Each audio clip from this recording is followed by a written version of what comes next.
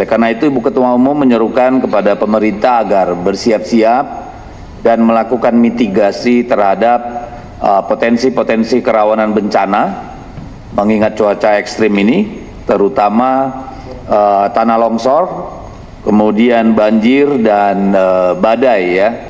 Bagaimana yang kita alami sendiri, kita lihat dan kita baca di berbagai sumber informasi bahwa ada kecenderungan cuaca ekstrim yang akan melanda kita ya. Oleh karena itu, Ibu Ketua Umum menyerukan kepada pemerintah agar bersiap-siap dan melakukan mitigasi terhadap potensi-potensi kerawanan bencana, mengingat cuaca ekstrim ini, terutama tanah longsor, kemudian banjir dan badai ya. Kalau longsor itu tentu di daerah-daerah yang berbukit atau daerah pegunungan ya, sangat rentan terjadi tanah longsor maupun likuifaksi. Kemudian banjir tentu di daerah-daerah perkotaan, di daerah suburban juga berpotensi mengalami banjir.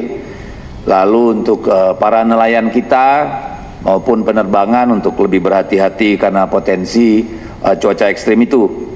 Oleh karena itu, Ibu Ketua Umum secara khusus meminta supaya BNPB betul-betul bersiap siaga dengan mengidentifikasi daerah-daerah rawan sehingga kita bisa meminimalisir korban jika ada bencana yang terjadi. Rencana mitigasi harus disiapkan segera. Dan khusus kepada internal PDI Perjuangan, Ibu Megawati menyerukan agar struktural partai menyiapkan Badan Penanggulangan Bencana PDI Perjuangan, Baguna, kepada juga jajaran kepala daerah dari PDI Perjuangan untuk betul-betul melakukan langkah-langkah yang diperlukan bersiaga di daerah-daerah yang kita petakan sebagai daerah-daerah rawan bencana pada cuaca ekstrim ini. Kita harus siap dengan dapur umum, disampaikan langsung oleh Ibu Megawati, kemudian menyiapkan terutama dukungan bagi masyarakat yang rentan, utamanya kaum perempuan dan anak-anak dan juga kaum lansia. Jadi Ibu Mega berpesan secara khusus agar pakaian wanita termasuk kebutuhan-kebutuhan vital untuk perempuan kalau mengungsi, dan juga tentu susu untuk bayi gitu ya. Ini agar menjadi perhatian teman-teman di seluruh Indonesia, dan kita berharap agar tidak ada bencana yang terjadi, tetapi kalaupun terjadi tentu kita harus bersiaga sepenuhnya.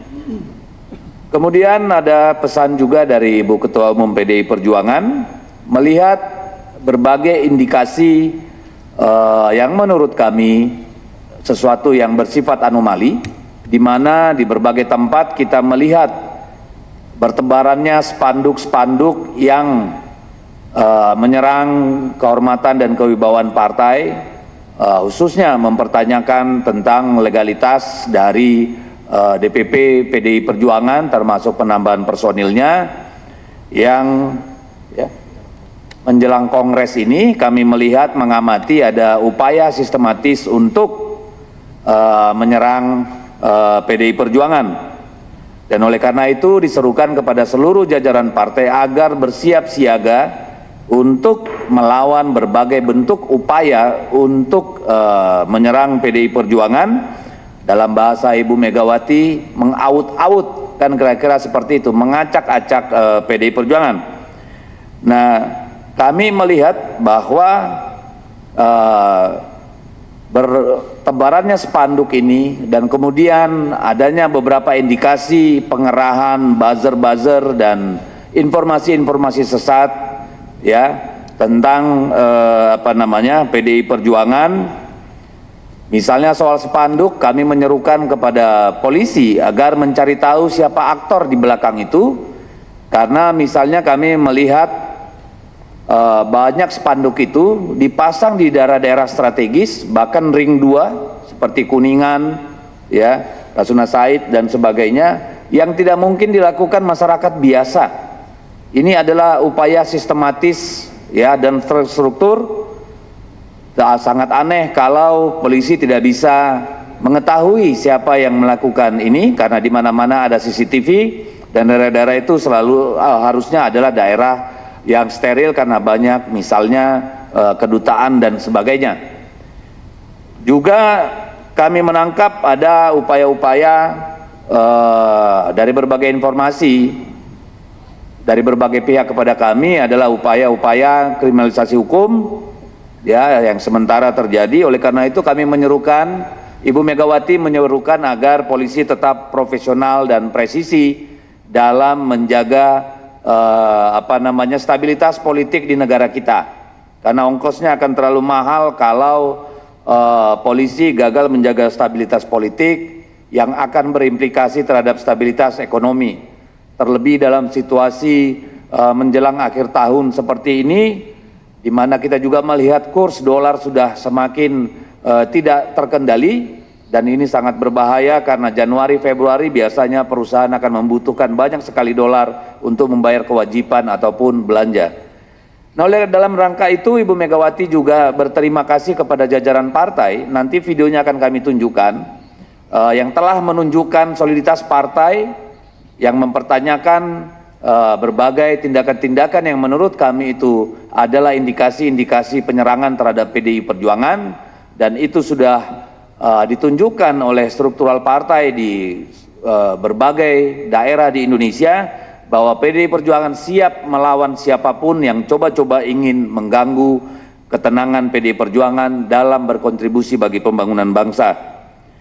Nah, saya kira itu yang bisa kami sampaikan. Sekali lagi kami berharap Kepolisian Republik Indonesia betul-betul profesional dan presisi, menjadi harapan kita agar situasi tidak menjadi lebih memburuk dengan pembiaran-pembiaran atau langkah-langkah yang tidak profesional maupun presisi. Saya kira itu pengantar dari saya. Selanjutnya kami persilakan Bung Roni Talapesi sebagai Ketua Bidang Hukum, dan kemudian di sebelah saya juga ada Bung Alfon Kurnia Palma dari Tim Reformasi Hukum Nasional yang juga nanti akan menyampaikan beberapa informasi. Kami persilakan Bung Roni. Ya, terima kasih Pak Dedi. Kami PDI Perjuangan dalam hal ini akan menyampaikan terkait dengan situasi nasional yang tadi disampaikan oleh Pak Dedi, di mana kita melihat bahwa adanya spanduk-spanduk yang bertebaran di jalan protokol di Jakarta. Tentunya kami akan menyatakan sikap kami. Yang pertama adalah telah terjadi upaya secara sistematis yang digerakkan oleh kekuatan terstruktur untuk mendiskreditkan PDI Perjuangan dan Ketua Umum PDI Perjuangan, Ibu Profesor Dr. Megawati Soekarno Putri. Salah satu bentuk tindakan tersebut adalah dengan adanya pemasangan berbagai baliho dan spanduk yang di tempat-tempat strategis yang disinyalir dipasang oleh pihak-pihak yang memiliki kekuatan terorganisir. Kedua, baliho dan spanduk tersebut dipasang di lokasi-lokasi strategis dan jalur-jalur utama yang mengindikasikan keterlibatan pihak kekuatan terorganisir dengan kekuatan sumber daya yang besar. Hal ini menjadi perhatian serius bagi PDI Perjuangan serta kader dan simpatisan partai, karena mencerminkan adanya upaya untuk menggiring opini publik secara negatif. Ketiga, PDI Perjuangan adalah partai politik yang sah sesuai Akta Notaris nomor 05 tanggal 27 Juni 2024 dan telah mendapatkan pengesahan melalui surat keputusan dari Menteri Hukum dan HAM Republik Indonesia nomor M.05.11.02 tahun 2024 tertanggal 1 Juli 2024 tentang pengesahan perubahan struktur, komposisi, dan personalia Dewan Pimpinan Pusat Partai Demokrasi Indonesia Perjuangan masa bakti 2019-2024 diperpanjang hingga tahun 2025. Keabsahan ini tidak terbantahkan dan menjadi dasar kuat bagi PDI Perjuangan dalam menjalankan tugas politiknya. 4. Perpanjangan masa kepengurusan Dewan Pimpinan Pusat PDI Perjuangan telah dilaksanakan sesuai dengan pasal 28 Anggaran Dasar Partai dan pasal 15 Anggaran Rumah Tangga Partai, perpanjangan masa kepengurusan menjadi kewenangan prerogatif Ketua Umum yang diamanatkan oleh Kongres Partai serta ditetapkan dalam Rakernas 5 PDI Perjuangan tahun 2024. 5. Perpanjangan masa bakti kepengurusan DPP PDI Perjuangan terbukti mampu menjalankan tugas secara konstitusional sebagai partai politik dengan keikutsertaan dalam tahapan Pilkada Serentak 2024 dengan merekomendasikan calon-calon kepala daerah di tingkat provinsi maupun kabupaten kota di seluruh Indonesia.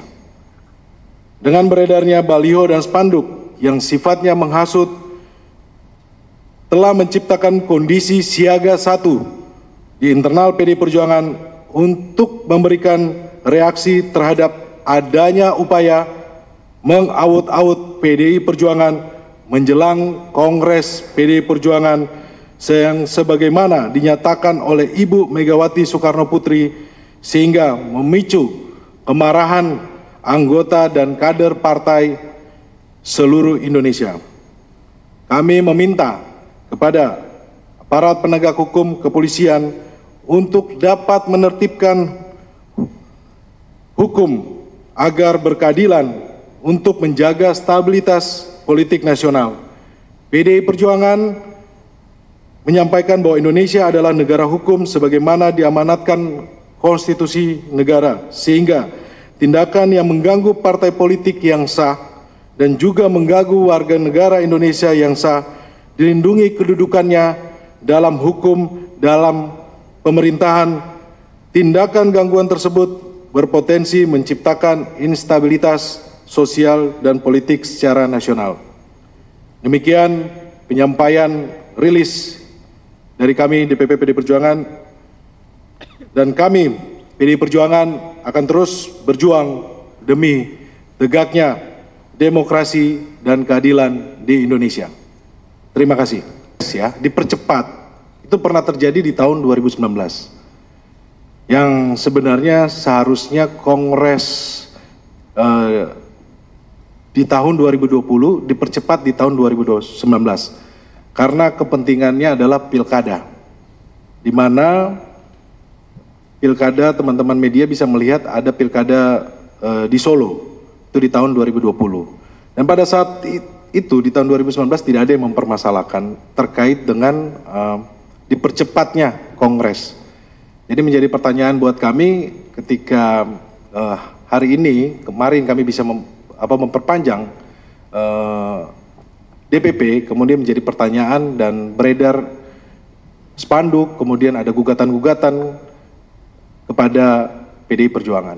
Itu saja yang perlu diketahui oleh rekan-rekan media. Terima kasih.